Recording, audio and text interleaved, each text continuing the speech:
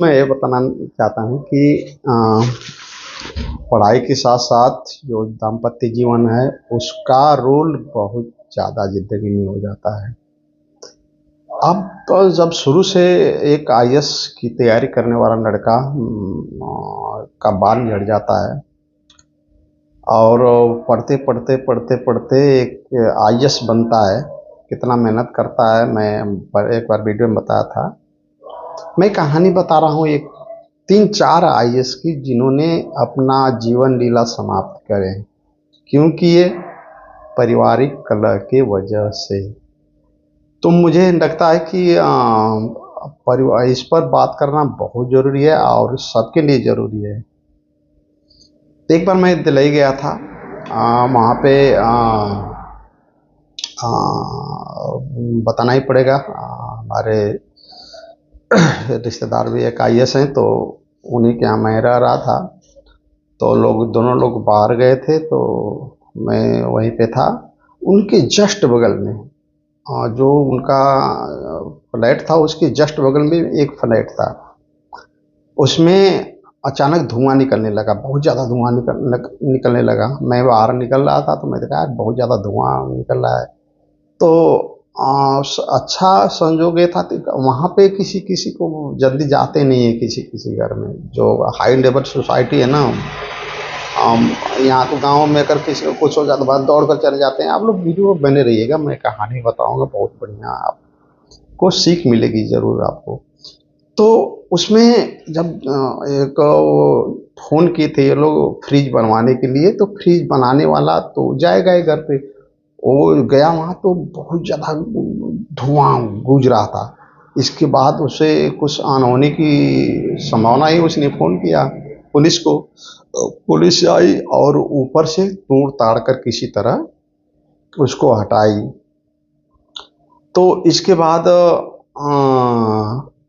जब हवा किसी एक अंतर था, उसी कैसे पता नहीं कैसे खींच कर बहुत बाहर कर दिए, सब पूरा रूम का, किसी मीडिया को वालों को जाने भी नहीं दिए सब।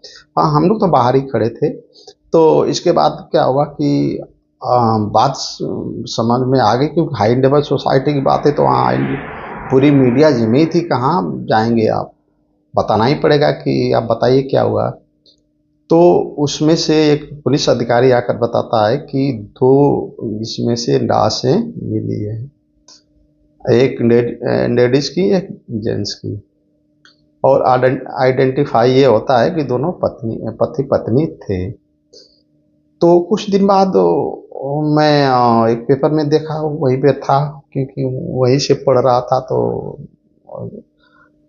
जानकारी होती थी पेपर वेपर के माध्यम से कि उसमें जो आईएएस था, वो उसने जो पोस्टमार्टम हुआ उसमें ये था कि पहले आईएएस जो था अपनी बीवी को किसी बड़े लोहे से उसके सर पर वार करके मारा।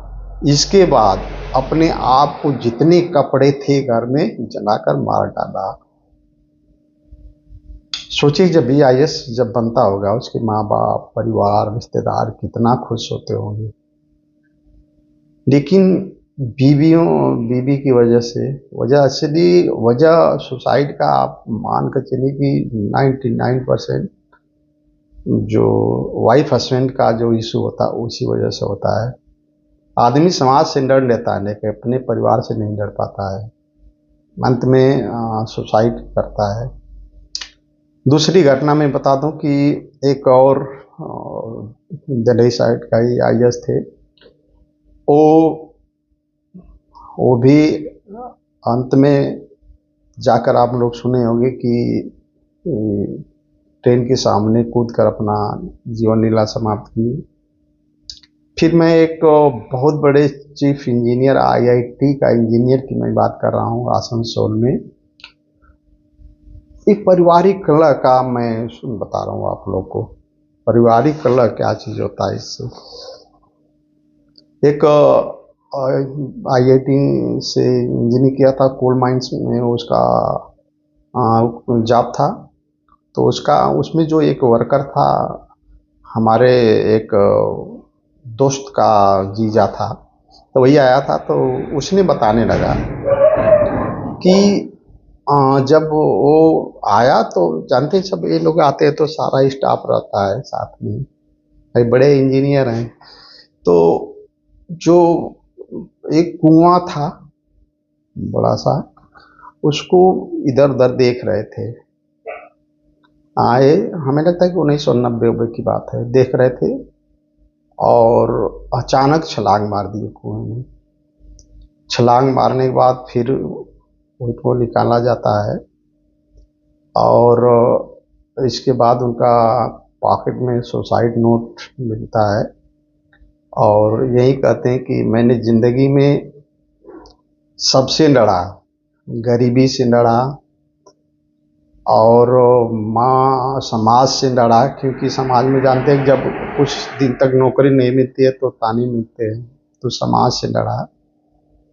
मैं संघर्ष करके अपने मुकाम पर गया, लेकिन अंत में अपनी बीबी की वजह से मैं हार गया और अपनी जीवन लीला समाप्त कर गया हूँ।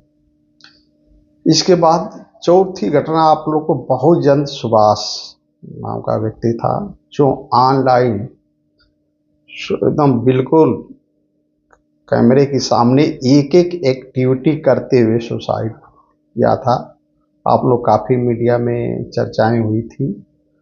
तो दोस्त सबसे बड़ी है कि जो शादीशुदा हैं उनको तो मैं बताना ही क्या है, लेकिन जो शादीशुदा नहीं है, अगर शादी करने की इच्छा उनको बन रही है, नौकरी जॉब मिल गया है, तो दोस्त आपका बड़ा भाई आपके लिए सलाह यही देता है कि आप कभी दहेज के लालच में किसी ऐसी लड़की से शादी मत करिएगा, न कभी उस लड़की से रिस्पेक्ट ये टाइप का मत रखिएगा कि ये भी नौकरी करेगी तो हमको कमा कर खिलाएगी पिलाएगी।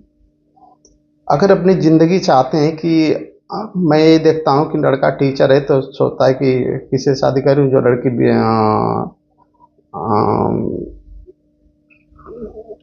टीचिंग लाइन में उससे शादी करूं। इंजीनियर वाला सोचता है इंजीनियर में शादी करी। लेकिन अगर ज़िंदगी को अगर सकुशल खुशी पूर्वक जीना चाहते हो ना, तो आप लड़की चाहे पढ़ी हो न पढ़ी हो, अनपढ़ हो, गंवार हो, न जानती हो सभ्यता, उसको सभ्यता सिखा दोगे।